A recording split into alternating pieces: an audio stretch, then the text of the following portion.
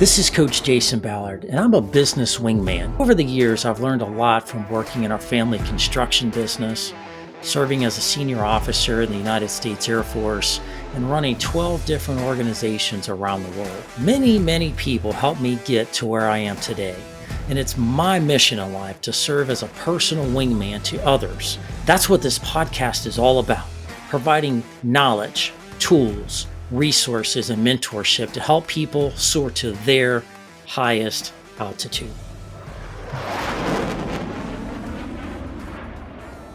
Welcome back to the Soar Higher podcast. This is your host, Coach Jason Ballard. Real privileged to be with you today. We've got an awesome guest talking about something that's on the minds of people all day, every day in business, and that is money. Money is the number one driver that people don't think about or plan for the right ways, and is the number one reason why businesses go out of business. Over 72% of businesses go out of business in the first 5 years, and the number one reason is lack of money. They run out of money, didn't plan enough, didn't think about things far enough down the road, don't do all the things they need to be doing the way they need to be doing it, and they end up going broke in the process. Well, today we're going to be talking about how to effectively fund your business and your career so you can go to where you want to go, how you want to go, and achieve those things that you really want to achieve, that you're capable of. And so today we have the real privilege of having a friend on the show named Jeb Jarrell. Let me tell you a little bit about Jeb. In addition to him being a military veteran, thank you for your service there, sir, in the U.S. Army. Jeb is a principal of an organization called Plentiful Wealth. He's also a partner in a group called Render Capital, which is an angel investment company. He's got over 10 years of experience helping people achieve their dreams through wealth and financial planning services. Jeb, welcome to the show, my friend. Jason, I appreciate your time and I'm glad to be here today. And let me throw one thing in there. So I'm the director of the Angel Network at Render. I can't take the title partner, but I love Render and I can't wait to talk about it here in just a minute. Well, Jeb, tell us a little bit about you and your background, how you got to where you are today. And then we'll kind of take it from there. I got a ton of great questions for you. That was going to be huge today. Sure thing. Yeah. So my background, I'll give you the quick version. I grew up in Eastern Kentucky, from Carter County originally. I went to high school in Ashland, and then I went to UK for undergrad. Like many people, I started at UK when I was 18, and I had a whole lot of fun, probably too much fun.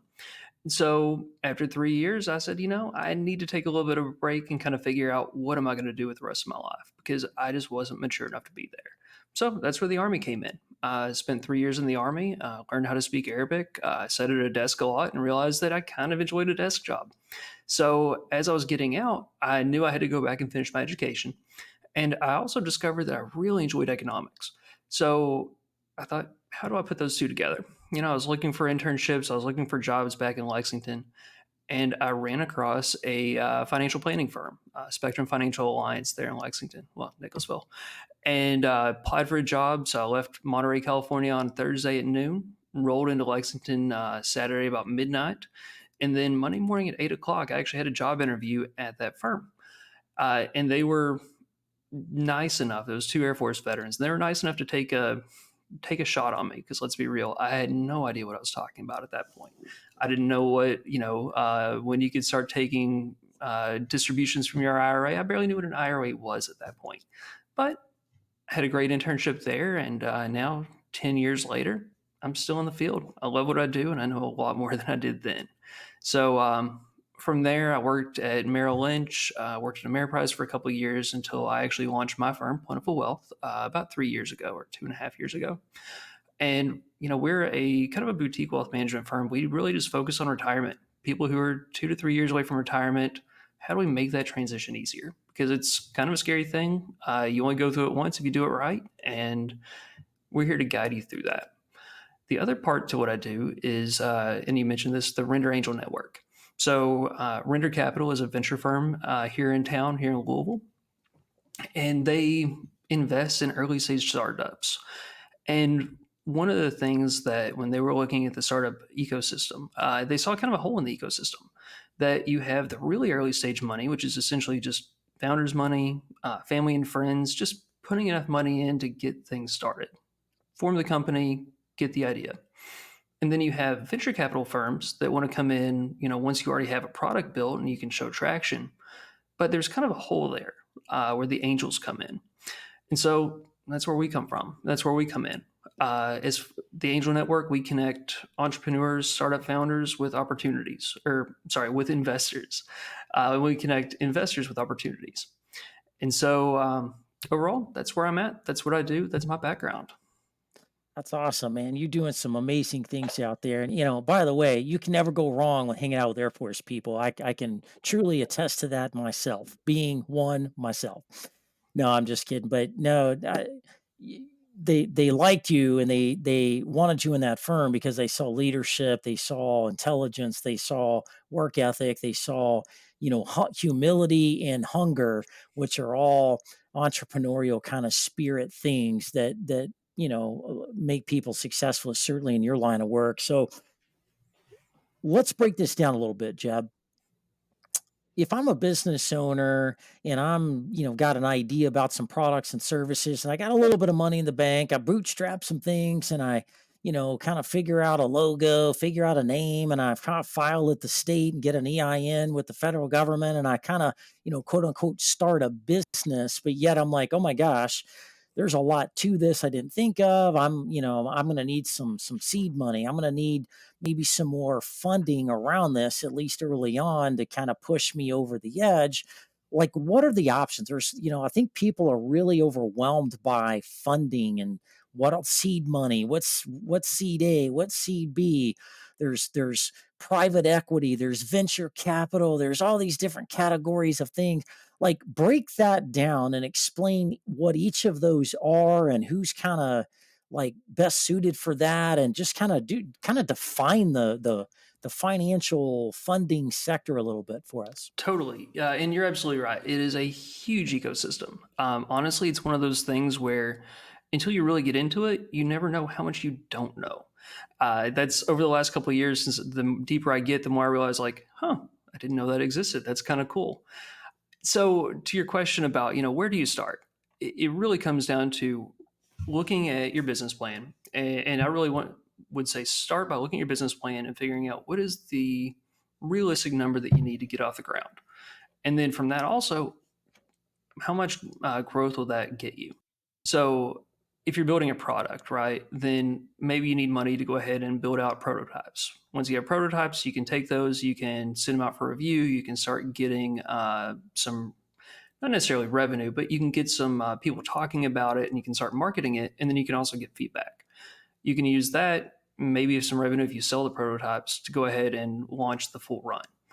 Um, so that's a place where debt might make sense. Sometimes that could be something like a small business loan, an SBA loan. You can use that for buying a place. You can use it for putting into your business for operations, that sort of stuff. On the other side of the coin, you have equity, which is when you're actually selling part of your business. That's where the venture capital model and angel investing comes in. So, to be a really good fit for angel investing or venture capital, essentially you have to be a really high growth company, because you're saying, okay, I'm going to buy into this company for 10,000, 100,000, whatever that number is. And in 10 years, I think it's going to have a 100x return. Now, will it? Probably not. But as an investor, you're looking for those kind of opportunities. If you don't think it's going to be that kind of opportunity, you're probably not going to invest in it. And to be completely honest, most companies aren't good fits for venture capital. It's not a Hmm. bad thing. You can have a really great business, really successful, throws off a lot of cash, just overall a really winning business, but it's just not going to be a good fit for venture capital. Um, but to go back to what you can look at, the SBA loans are a great option. You can look at things like crowdfunding, where you're actually bringing in equity, but you're bringing in from your friends, family, partners, just your customers, anyone like that. That can be an option. Or I'll be completely honest, I think bootstrapping is the best way for most entrepreneurs to get their business started.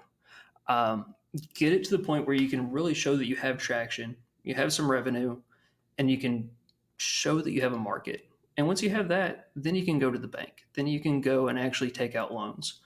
And that way, yeah, it's going to be more expensive on your cash flow early on because you're going to have to pay that loan back. But as the company grows, you own the entire company. And long term, that's going to put you in a better place than if you had taken equity or taken an investment from someone else along the way. So, does that kind of give you a starting point? All right. So just to be clear, so private equity is for who doing what? Okay, so private equity is companies that come in, investors that come in, and they are essentially buying controlling stakes of companies that already exist. So, say I had a manufacturing business, I was making whatever kind of widget. It's been in business for 50 years. I'm looking to retire. I want to sell my company. There's probably a private equity firm out there that's going to try to come in and offer me whatever amount they want to offer, Mm. and they're going to actually take it and run the business. So that's private equity. They're actually running in the business of running businesses. They build economies of scale by taking one cornerstone piece. So maybe it's that widget company, maybe it's whatever kind of company it is, and then putting different pieces around that to complement it, and that you can so that you can get the economy of scale to lower your costs, increase cash flow, and essentially just make money because they're borrowing money over here to buy these businesses, and they have to make more by buying that business than they're paying in interest. So that's their business model. Usually, after 5 to 10 years, they sell the company, move on to the next one. So private equity is probably not a great fit if you're just starting out. Honestly, they're probably not going to be that interested.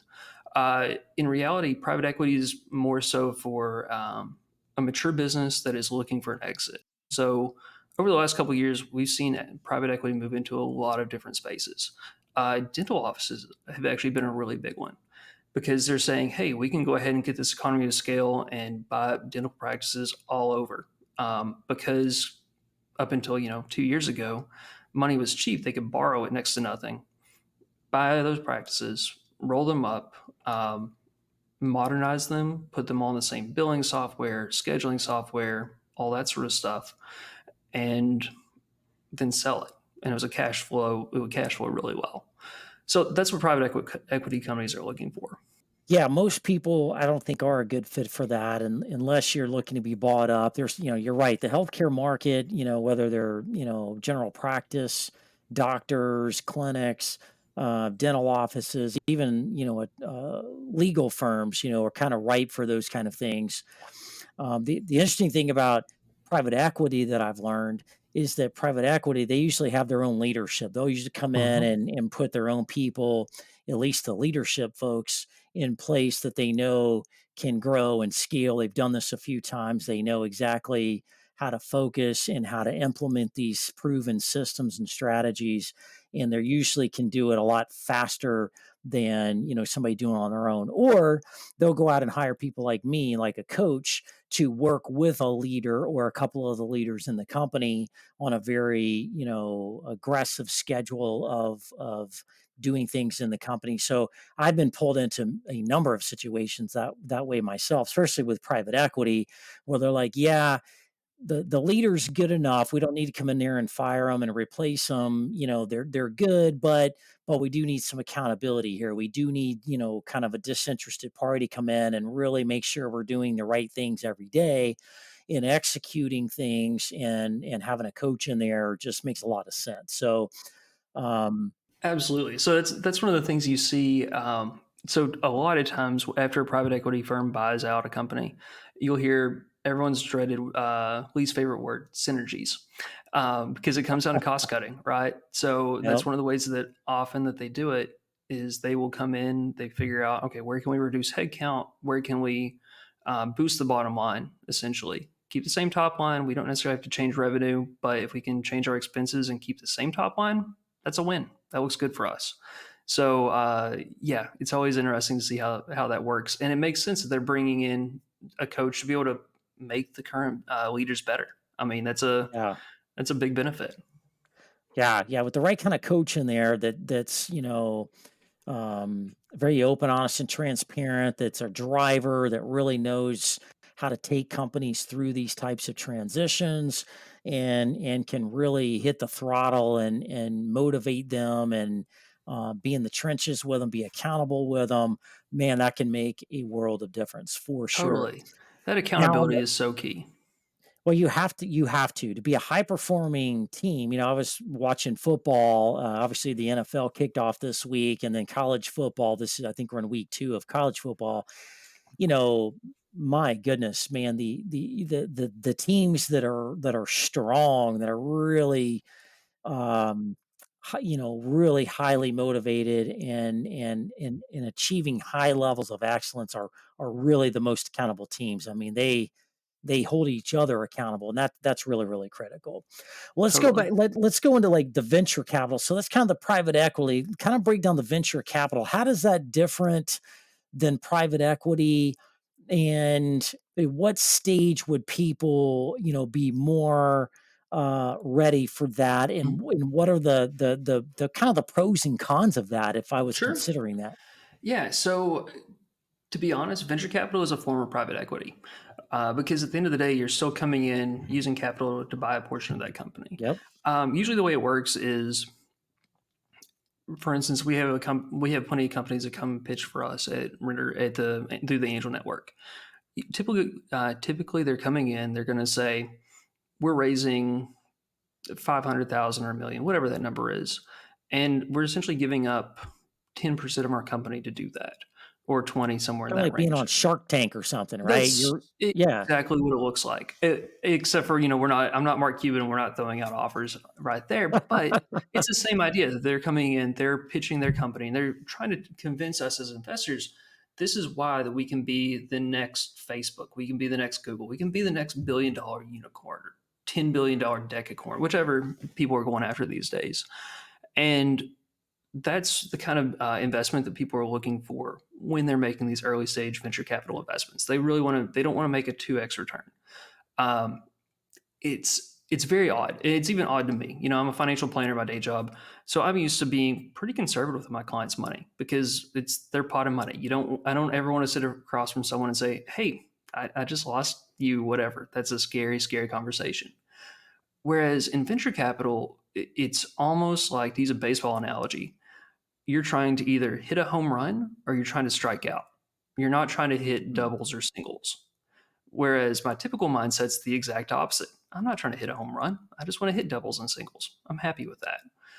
And so, going back to trying to hit home runs, it's because when you do the math, if you have 20 investments in a venture capital angel investing portfolio, it's likely that 15 of those are going to go to zero, or maybe they'll give you 50 cents back on the dollar. You're essentially not going to make anything there. Um, Two or three of those will make 2 to 3x what you put in. But then if you do well, 1 to 2 of those will actually give you 10, 20, 30, 40 return times what Yeah. you invest. And those are what actually drive your portfolio. So I could get all into portfolio construction, risk management on that. But really, you're looking for companies that you think can take off. That's all it really comes down to. Yeah.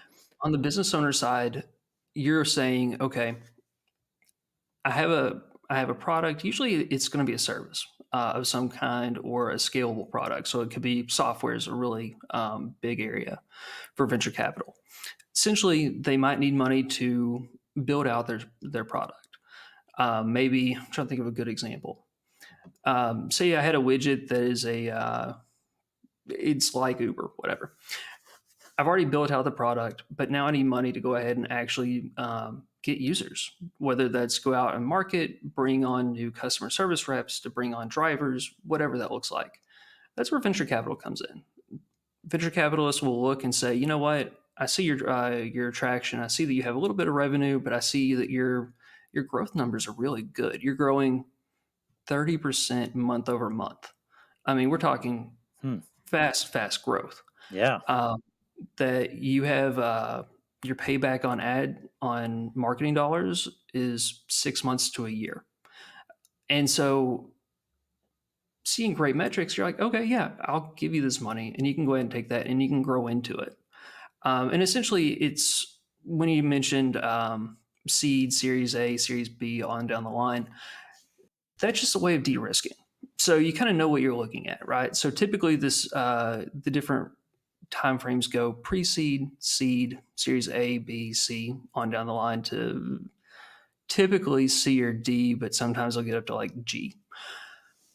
Essentially, a pre-seed company is what you would see at an angel network like ours. And these pre-seed companies are companies that they've been around for maybe 6 months or a year. They might have a couple customers, they might have a product, but honestly, they might have a really great idea. They might have a minimum viable product, but they don't have a lot more than that. It's really common that they don't have any revenue at all during this time frame.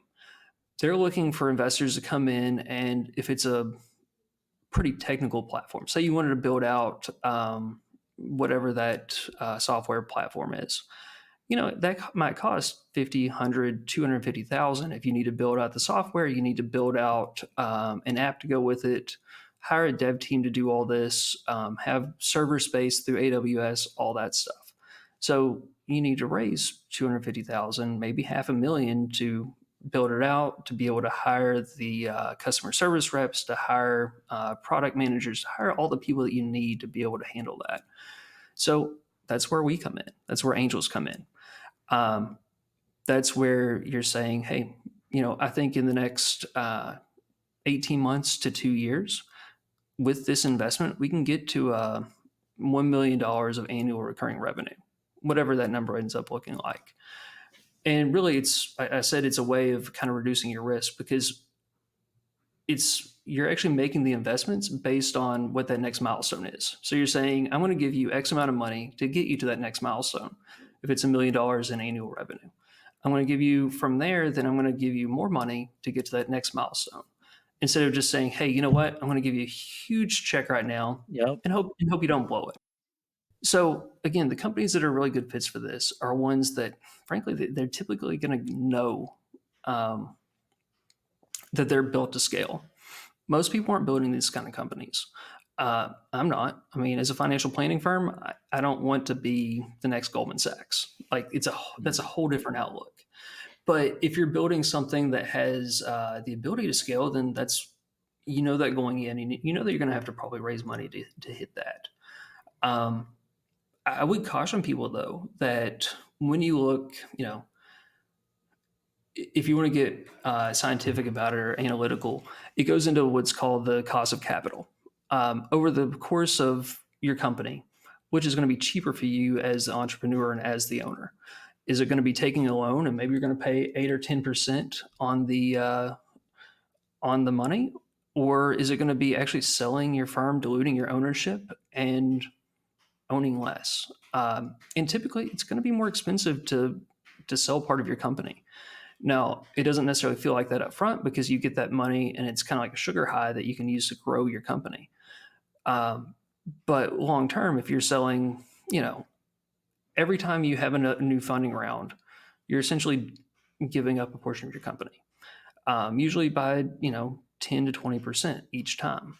So if an owner starts out, two owners, say it's two partners early on, they start out owning 80% of the company. They set 20% aside for employee stock options.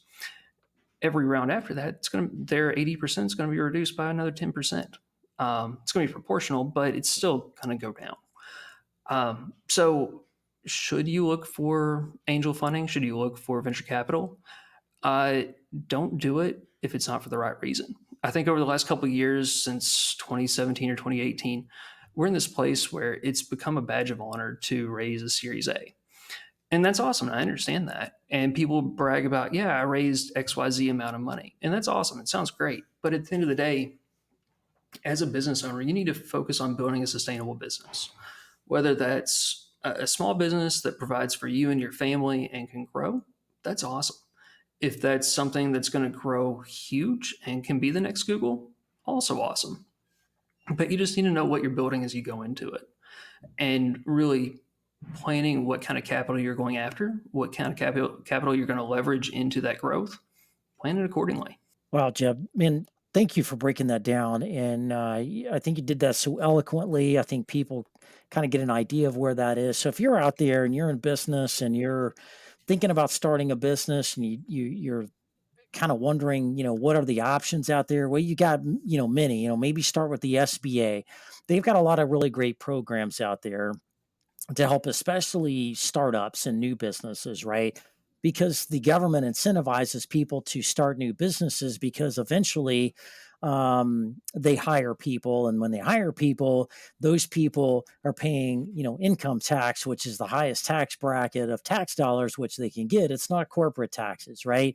The other thing Totally. is that over 70% of our economy is driven by small to medium sized businesses. So the more and more smaller sized businesses that get into business that hire people, is great for the overall economy as well. So there's a lot of great incentives, tax breaks. We heard a little bit about some of these things when the government offered things like PPP and earned income credits and employee not Retention credits. yeah, Yep. yeah, I said the wrong thing. Yeah, employee retention credits, great programs, Hmm. to grow and evolve. So I would, if you're starting out, check with the SBA and see what they offer because they have a lot Yeah. of really great programs.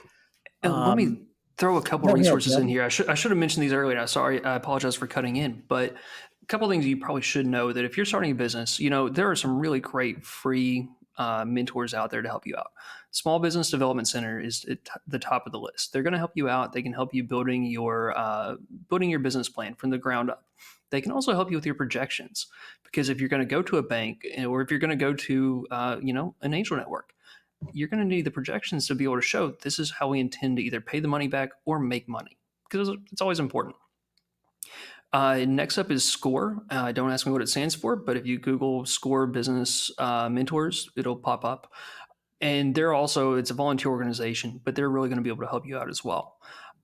Likewise, if you are in the startup community, there are a lot of resources for this, especially in the state of Kentucky.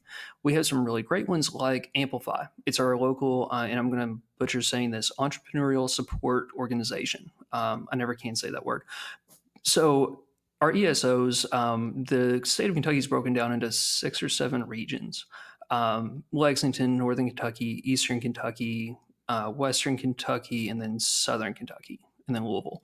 So you can reach out to any of those. Blue North is in Northern Kentucky, and then Soar is in Eastern Kentucky. You can Google Kentucky ESO, and they're also going to be able to help you out with this, whether that's connecting you to financing. And actually, Amplify here in Louisville has a really great tool that actually says, it takes you through, it's essentially a calculator that says, am I fundable? And so, to your question earlier about, would XYZ company be a good candidate for venture backed funding? Put your numbers in there, see if it makes sense. And that'll kind of give you a starting point. If it says no, then they're also going to give you links to different alternative forms of investment. They're also going to say they have a really neat graphic that just says, okay, if you are at this point in your business journey, these are the resources that will be a great fit for you. So, highly recommend looking at them as well. And then finally, one more thing is that we have some really great tax credits, kind of like you mentioned, just here in the state of Kentucky.